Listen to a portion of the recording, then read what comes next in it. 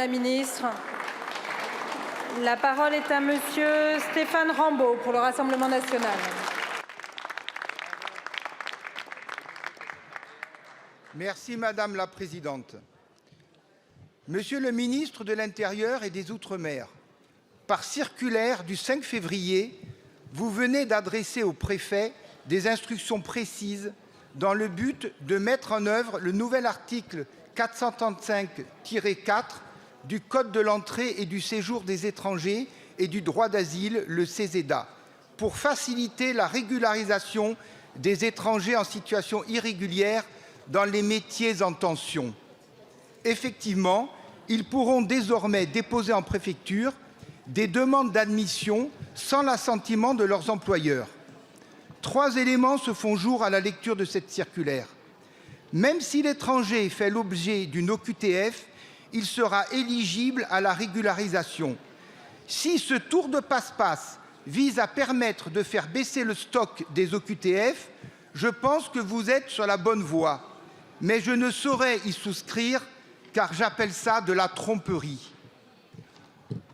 En effet, la circulaire conclut que même si l'étranger ne remplit pas les conditions, le préfet dispose d'un pouvoir discrétionnaire dans ce domaine. C'est donc la porte ouverte à un nombre pléthorique de régularisations. Les préfets devront rendre compte dans 3 mois, mais dès à présent, je ne peux que vous mettre en garde contre une telle pratique. Enfin, si la circulaire ne manque pas de rappeler que les Algériens ne sont pas soumis au CESEDA, mais à l'accord de 68, elle souligne qu'ils pourront tout de même bénéficier d'une régularisation, toujours au titre du pouvoir discrétionnaire du préfet. Ceci n'est pas acceptable.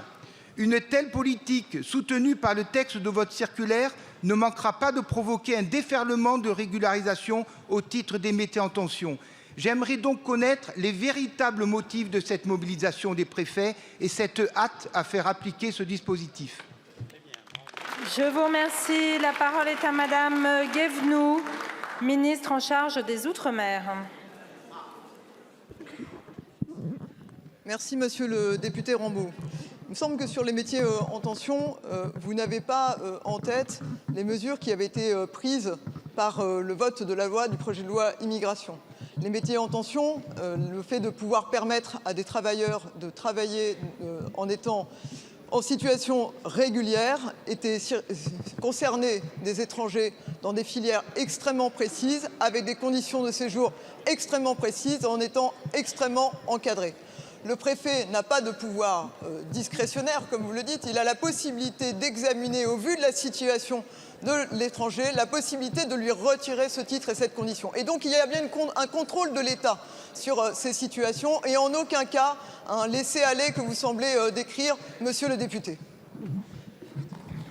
Je vous remercie, madame la ministre. La parole est à madame